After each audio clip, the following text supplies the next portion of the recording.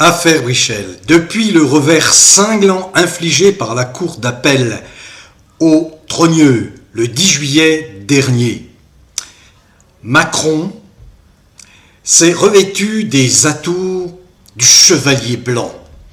Vous savez, celui qui défend la morale, qui veut faire triompher l'honnêteté, la pureté, le chevalier blanc. Eh bien voilà, ce président psychopathe, pervers, narcissique, décrié, en France, détesté, partout, bref, qui fait l'unanimité, quasi unanimité contre lui, à l'exception des lâches députés qui le maintiennent au pouvoir depuis 8 ans, à l'exception bien évidemment de ces députés honteux qui sont la honte de la France.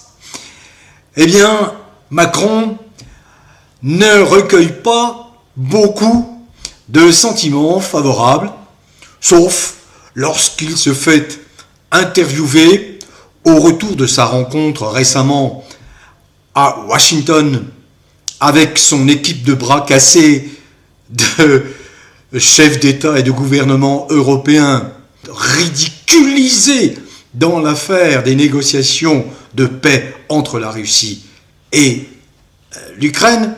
Eh bien, ce Macron, de retour, donne une interview à un journaliste qui n'a pas bonne presse, journaliste de Paris Match, parce que ce journaliste, qui s'appelle Darius Rochebain, s'est autorisé quelques libertés, quelques licences qui n'ont pas été du coup de ses confrères ou de ses collègues. Je ne sais si je me fais bien comprendre. Ça n'était pas forcément le meilleur choix pour se faire interroger, car la réputation du dénommé Rochebain est plus qu'entachée.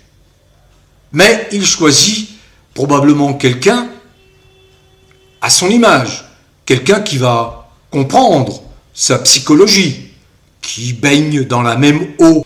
Il a pris le relais, vexé qu'il a été, meurtri qu'il a été, par une décision judiciaire de la cour d'appel à laquelle il ne s'y attendait pas, parce que pour lui, la justice est aux ordres. La justice est sa justice, c'est la justice macronienne. On a connu ça à certaines époques bien sombres de l'histoire française. Toujours est-il que le dénommé Macron n'en finit pas de se prendre les pattes dans le tapis. Il vole de maladresse en maladresse, révélant en réalité à un plus grand nombre les désordres psychologiques, psychiques, psychiatriques qui font sa personnalité, qui l'habite en permanence. Récemment, ils ont attaqué le couple Macron avec notre argent, Candace Owens, une journaliste remarquable, admirable, un modèle pour tous les journalistes du monde. Je ne parle pas des journaputes, des journalopes français. Ceux-là, ce ne sont pas des journalistes. Alors il s'en prend à Candace Owens, parce que Candace Owens, vous le savez, a pris le relais des enquêteurs qui, il y a 4 ou 5 ans, ont découvert le poteau rose. À commencer par Natacha Ray, Amandine Roy, Xavier Poussard, Lionel Labosse, Morad El Hattab, relayés par un certain nombre de chaînes, dont la mienne, assez rapidement. Parce que lorsqu'on est un observateur, un tant soit peu objectif, eh bien on se rend assez vite compte, notamment à la lecture du volumineux dossier Précibus, 450 pages, qu'il y a plus qu'un faisceau d'indices graves et concordants qui emportent la conviction s'agissant du fait que Brigitte Macron ment, que Brigitte Macron n'est pas ce qu'elle prétend être. Or, cela cause un problème majeur, car Brigitte Macron est officiellement l'épouse du président de la République française.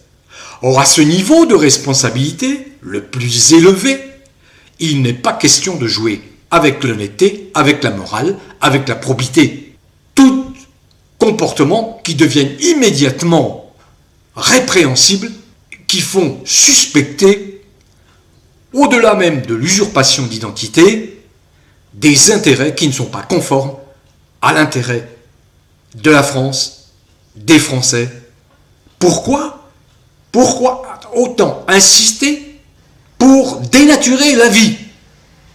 Voyez, un Gabriel Attal veut contrer la décision du Parlement européen qui, au début de l'année 2024, a considéré que la gestation pour autrui n'était ni plus ni moins qu'une traite d'êtres humains et l'a condamné. Eh bien, M.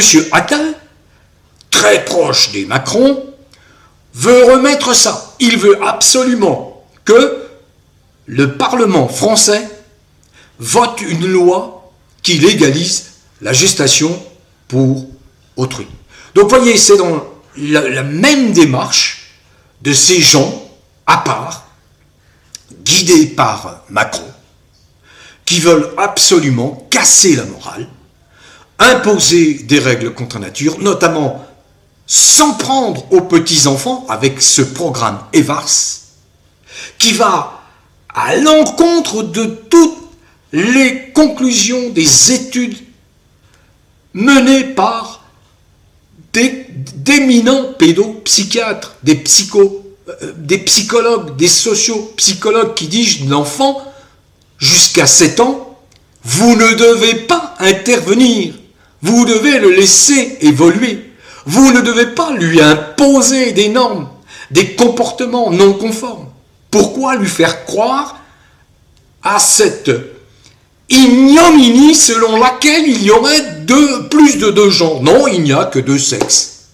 Ce qu'a confirmé la Cour suprême britannique en expliquant, la Cour suprême britannique qui a dit non, il n'y a pas 3, 4 genres, il n'y en a que 2. L'homme, la femme, le mâle, la femelle. Eh bien non, en France, on est à rebours du bon sens. On va contre la nature. Et qui est à l'origine de cela? Eh bien, les Macron.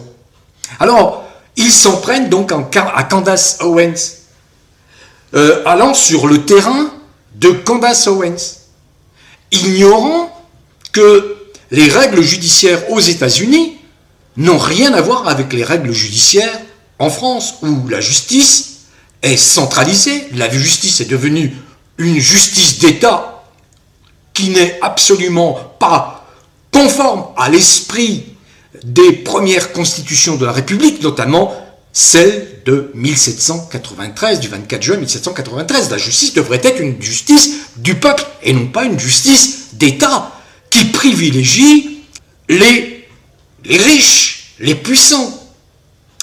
Donc, aux États-Unis, la justice ne fonctionne pas comme l'imaginent les Macron. Par ailleurs, et je le répète, il y a un premier amendement à la Constitution des États-Unis qui protège la liberté d'expression, qui protège les journalistes. Il ne va pas faire aux États-Unis ce qu'il peut faire ici, en France, avec 90% de la presse, d'une presse absolument honteuse, nauséabonde, qui lui lèche les fesses en permanence. Parce que cette presse honteuse n'a pas les moyens économiques de survivre et qu'elle bénéficie des subsides de l'État de façon totalement imméritée, puisque, avec notre argent, elle se permet de nous insulter, de nous injurier, de nous faire prendre des vessies pour des lanternes. Avec notre argent. Je ne vais pas citer tous ces titres honteux, scandaleux, qui servent la soupe en permanence à Macron. Alors, s'attaquant à Candace Owens, qui est chez elle, qui connaît bien le fonctionnement de son pays, qui connaît les arcanes du pouvoir, qui est appréciée, respectée par le président Trump. Candace Owens réplique. Et comme on dit dans le métier, elle ne réplique pas sans argument. Elle dispose de biscuits, d'informations dont nous disposons même pas, nous, en France, en tout cas, quelques-uns les connaissent ces informations. Mais il y a une telle chape de plomb sur la liberté d'expression en France que les uns ou les autres hésitent à s'exprimer parce qu'ils risquent immédiatement, la répression, voir débarquer des flics, des gendarmes, être signalés à quelques plateformes dont le rôle est quand même assez suspect. On est revenu à 1940-45, sous le régime de Pétain, collaborationniste, et qui avait mis en place des officines dont le métier était la dénonciation, la délation. Eh bien, en France, on est là. Puisque Macron, de toute façon, veut absolument que soit votée prochainement une loi qui va vous surveiller en permanence, surveiller vos conversations privées. Il suffira que un policier, un gendarme, une personne détenant un pouvoir public vous signale et vous serez passible de 3 750 € d'amende et d'une peine de prison de 1 an. Alors ce n'est pas encore voté, ça va arriver au mois d'octobre, ça avait été déjà rejeté une première fois au niveau européen. Mais donc Candace Owens, elle ne va pas se laisser faire. Et dernièrement, elle a fait une révélation pour expliquer comment ce personnage, Macron, un illustre inconnu, avant 2016, ou dirons même 2012, banquier d'affaires de la banque Rothschild, comment ce personnage, finalement, est parvenu à accéder au pouvoir, à se faire élire en 2017 président de la République. Et c'est là qu'elle révèle cet Emmanuel Macron a usé, selon les termes de Candace Owens, a usé de ses charmes masculins pour se faire financer par un sugar daddy, c'est-à-dire un homme d'un certain âge, 80 ans. Le dit personnage a disparu en 2016. Elle s'est documentée sur ce dit personnage qui s'appelle Henri Herman. Et elle a bien découvert les liens entre Macron et ce monsieur qui a été plus que son mentor, selon Candace Owens. Alors, aux États-Unis, on n'apprécie pas les événements, les frasques, comme on peut le faire en France, où en France, vous savez, la France est actuellement dominée par une période, un groupuscule de détraqués, déjantés, dégénérés, encore une fois, qui veulent s'en prendre à nos enfants. Au contraire, aux États-Unis, depuis l'arrivée de Trump, c'est marche arrière toute, stop à tous les gens qui veulent faire avancer des thèses contre nature, toutes les dispositions sont prises, les États eux-mêmes, les États qui composent les États-Unis, eux-mêmes, les gouverneurs, les parlements de ces États, retrouvent tous le chemin du bon sens et du respect de la nature, ce qui n'est absolument pas encore le cas en France. Voilà. Donc, c'est très mal barré pour Macron, qui veut se faire passer pour le chevalier blanc, qu'il n'est pas, qu'il ne sera jamais. Au vu et au su de ces comportements inadmissibles, qui dévalorisent, qui jettent le discrédit sur le pays, il n'est pas normal qu'au vu et au su de cette attaque en moralité de la part du sommet de l'État, les députés ne décident pas, et c'est ce que je leur demande, s'ils veulent retrouver leur honneur, leur dignité, ne décident pas de convoquer, de mettre sur pied, le plus rapidement possible, avant même le 10 septembre, une commission d'enquête sur l'affaire Brichel en d'autres termes, sur l'affaire Brigitte Macron, Jean-Michel Trogneux, qu'une commission d'enquête exige de Macron, puisqu'il a enfourché le cheval blanc de sa pureté supposée, eh bien qu'il demande au président de la République que son soi-disant beau-frère se présente, qu'il apporte les preuves qu'il existe bien et qu'il n'est pas Brigitte Macron, qu'il apporte la preuve de son existence aux côtés de sa sœur Brigitte, qui prétend qu'elle n'est pas Jean-Michel Trogneux. Encore une fois, tôt ou tard, ils seront de toute façon contraints de se plier aux exigences de la justice états-unienne, parce que aux États-Unis, Candace Owens a tout à fait les moyens juridiques d'exiger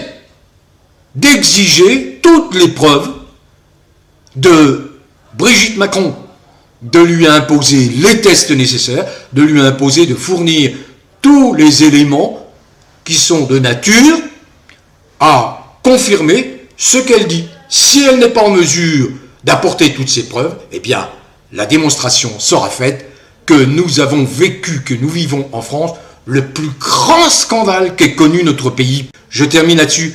Protégez, vous les parents, les enfants. Adressez-vous aux associations de parents qui défendent, qui savent la menace qui pèse sur les enfants, à qui on veut faire croire qu'il n'y a pas que deux genres, mais qu'il y en a plusieurs, à qui qu'on veut inciter à des comportements qui ne seront pas des comportements qui correspondent à leur nature. Bon vent à tous, prenez soin de vous, portez-vous bien.